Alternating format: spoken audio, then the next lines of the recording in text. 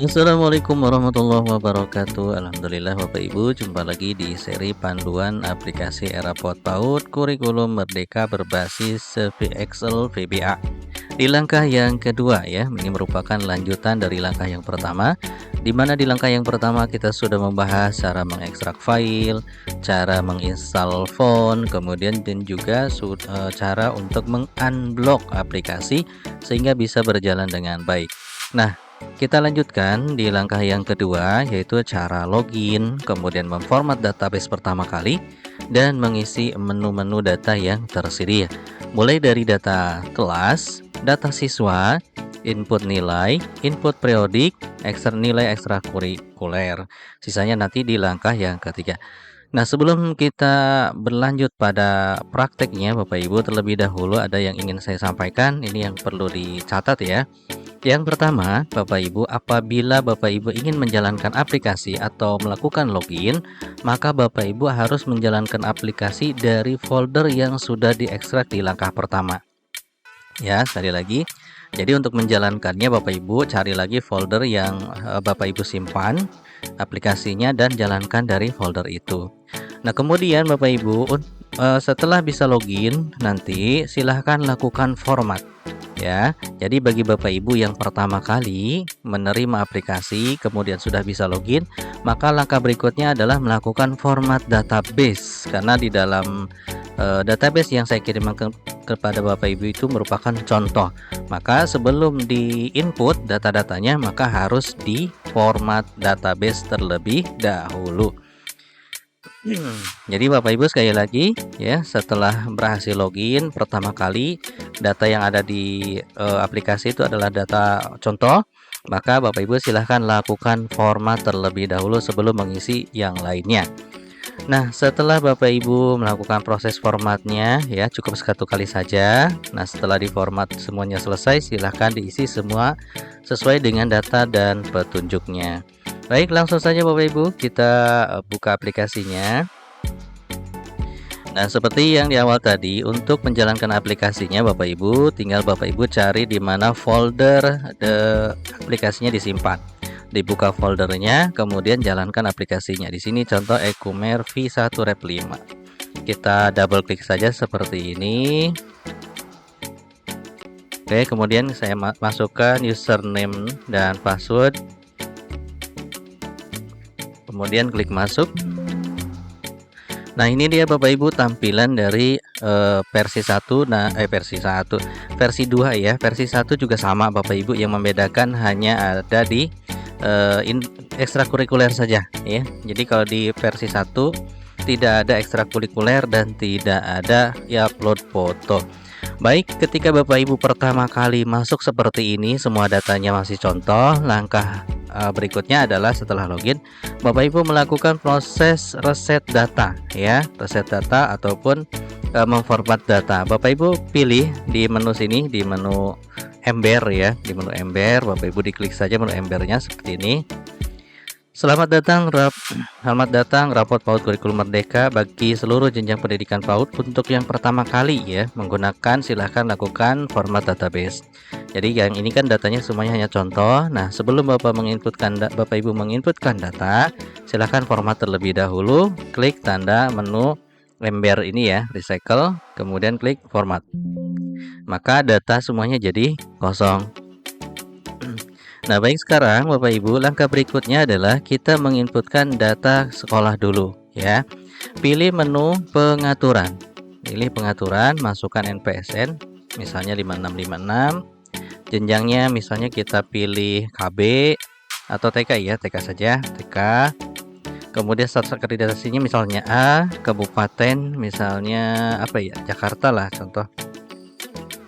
Kemudian semester pilih semester ganjil, tahun pelajaran kita masukkan misalnya 2023 2024. Masukkan nama sekolah misalnya Jarjit Singh ya. Kemudian NIP-nya kalau ada, NIGTI-nya kalau ada, NUPTK kalau ada. Nama admin misalnya siapa ya? Upin aja lah, Upin. Nah, kemudian NIP-nya berapa, jabatannya misalnya sebagai apa, misalnya ADM. Nah, kemudian upload foto admin kalau misalnya ada, tinggal klik saja seperti ini.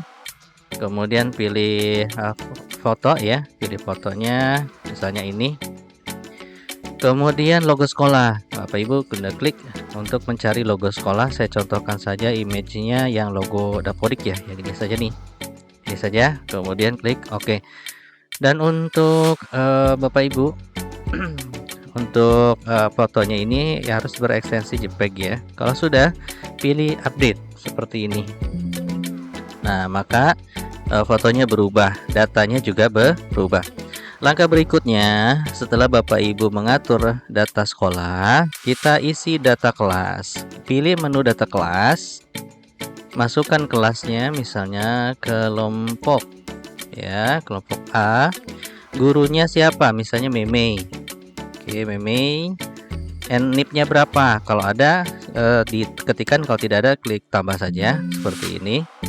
Nah, kemudian tambahkan lagi misalnya kelompok B, masukkan lagi misalnya Susanti. Oke, Susanti misalnya, klik tambah, maka sudah ada 2 guru A dan B. Nah, kalau misalnya ada tambah lagi, silahkan Bapak Ibu, kalau misalnya masih ada wali kelas yang lain ditambahkan ya.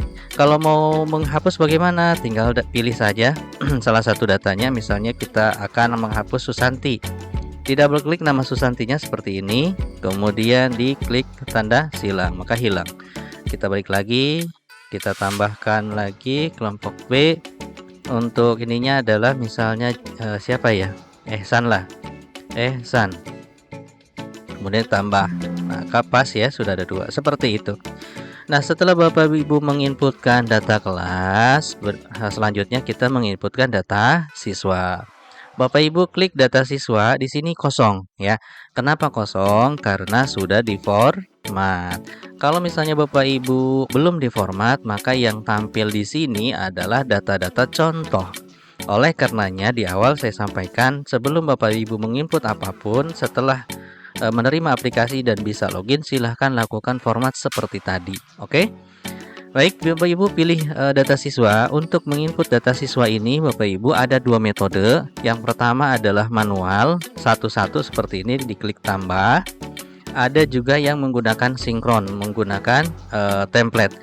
Nanti akan saya berikan cara bagaimana membuat menginput data siswa secara sinkron di segmen yang berbeda. Karena kalau misalnya dibahas sekarang agak panjang juga Bapak Ibu.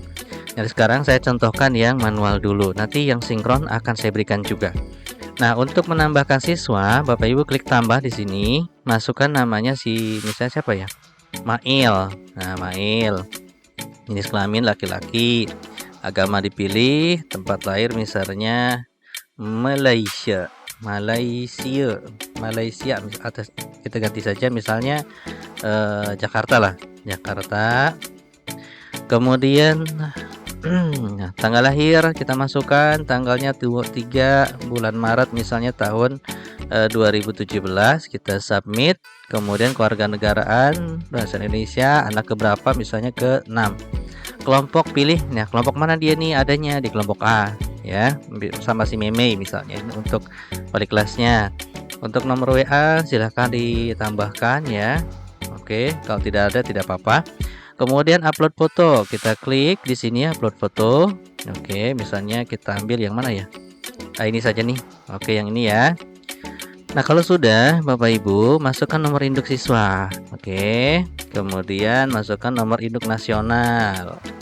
Nah, kemudian di sini nama bapaknya misalnya siapa ya? Opet.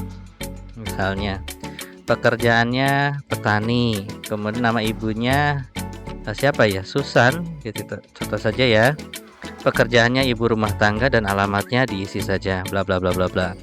Nah, Bapak Ibu sebelum kita mengklik menyimpan, di sini saya sampaikan di pojok sini Bapak Ibu ada angka yang muncul. Nah, angka yang muncul ini bukan NISN ataupun apapun ya, bukan nomor urut, tapi ini ID. Jadi ID yang nantinya melekat pada siswa ketika proses pemrosesan data itu akan terpanggil. Jadi ibaratnya ini identitas lah. Nanti tidak akan muncul pada saat rapot dicetak. Jadi ini hanya ID saja. Nah, berikutnya kita tinggal pilih simpan saja seperti ini dan berhasil. Nah, sekarang Bapak Ibu, kalau seandainya ada yang perlu diperbaiki, misalnya mau diedit, Bapak Ibu tinggal pilih saja menu ini ya, menu yang ada di sini, menu edit. Diklik seperti ini, pilih nama siswanya, di double klik. Maka silahkan misalnya mau ganti namanya Opet jadi Opeti misalnya. Kemudian klik update. Nah, seperti itu. Bagaimana kalau misalnya mau menghapus? Kalau menghapus tinggal pilih gambar ember silang ini ya, pilih siswanya Mail misalnya. Kemudian klik di sini ya, tanda silang. Oke ya. Kalau misalnya sekarang dihapus, nanti saya harus input lagi. Jadi cukup ya, seperti itu caranya Bapak Ibu. Nah, berikutnya bagaimana kalau mau download? Download juga bisa, diklik di sini ya. Dan akan di-download semua datanya. Adanya di mana? Di folder. Di folder ini Bapak Ibu, aset, unduhan di sini ya. Tuh. Peserta didik. Nah, di sini nih tadi datanya yang tadi di-download. Nah, berikutnya Bapak Ibu, setelah kita menginput data siswa, langkah berikutnya adalah mengisi input nilai. Kita klik input nilai, kemudian kita klik tambah, pilih peserta didik. Untuk memilih peserta didik itu Bapak Ibu, diklik namanya, double klik ya. Memilih namanya harus di double klik. Jadi tidak bisa begini saja, klik, tidak. Harus double klik, klik gitu ya, sampai muncul seperti ini. Di sini Mail kelompok A, kita masukkan semester ganjil, tahun pelajarannya masukkan. Kemudian yang ini Bapak Ibu tinggal pilih saja, bebas ya. Nah, berikutnya tinggal Bapak Ibu ketikkan saja deskripsinya seperti apa, maksimal 1800 karakter termasuk spasi. Berikutnya lagi ini masukkan. Oke, kita masukkan lagi. Oke, kita masukkan. Nah, berikutnya, nah Bapak Ibu untuk yang versi 2 itu ada foto ya. Nanti ada foto. Jadi tinggal diinputkan saja fotonya. Nanti kita akan bahas lagi. Nah, berikutnya tambahkan lagi seperti ini. Ya, untuk foto nanti bisa diklik ya. Oke, seperti ini Bapak Ibu. Nah, kemudian klik berikutnya. Oh iya, ini ada yang harus diketik. Oke. Kemudian klik berikutnya dan kita pilih temanya apa di sini. Kemudian ininya apa, kita diketikkan saja ya. Contoh saja. Oke. Kalau sudah, pilih simpan. Maka datanya sudah tersimpan. Baik Bapak Ibu, selanjutnya adalah kita menginput data periodik. Diklik data periodik, kemudian pilih tambah, kemudian pilih nama peserta didiknya. Di sini Mail misalnya. Pilih semester ganjil, kemudian pilih tahun pelajaran. Umurnya berapa? Misalnya kita genapkan jadi 4 tahun misalnya. Berat badannya kira-kira 14. Tinggi badan berapa? Misalnya 90. Nih kepalanya berapa? Di sini ketik saja normal atau misalnya tidak normal ya. Kemudian alfanya berapa? Kalau kosong ya kosong, kalau misalnya 1 ya 1, izin berapa 1, sakit 1 misal. Tanpa keterangan kosong. Kalau sudah, Bapak Ibu klik simpan. Oke, sudah berhasil ya Bapak Ibu. Itu cara untuk menginput mulai dari login sampai menginput data periodik. Nah, berikutnya terakhir Bapak Ibu adalah mencetak dokumen atau mencetak rapot. Bapak Ibu pilih cetak rapot seperti ini. Akan muncul seperti ini datanya. Bapak Ibu double klik saja namanya, misalnya ini ada Mail. Diklik nama Mail. Kemudian di sini tersedia Bapak Ibu ya, ada menu cetak cover, cetak rapot, cetak PDF, kemudian ada cetak leger dan tanggal cetak rapot. Nah, sebelum mencetak Bapak Ibu diinputkan dulu tanggal rapot dicetaknya ataupun tanggal kapan rapot itu akan diberikan. Misalnya tanggal 15 bulan Desember kemudian tahun 2023. Nah, kenapa ini 2022-2023? Karena sekarang masih tahun 2023. Nanti kalau 2024 nanti akan bertambah 2022, 2023, 2024. Iya, paham ya? Kemudian pilih submit. Oke, selesai. Nah, sekarang kita cetak ya. Contoh yang PDF dulu ya. Nah, Bapak Ibu kalau misalnya mau cetak PDF, nanti hasilnya ada di sini di folder tadi ya. Makanya saya tekankan satu laptop itu cukup satu folder aplikasi saja ya. Di menu aset ada unduhan, pilih PDF. Nanti ada di sini Bapak Ibu. Oke ya.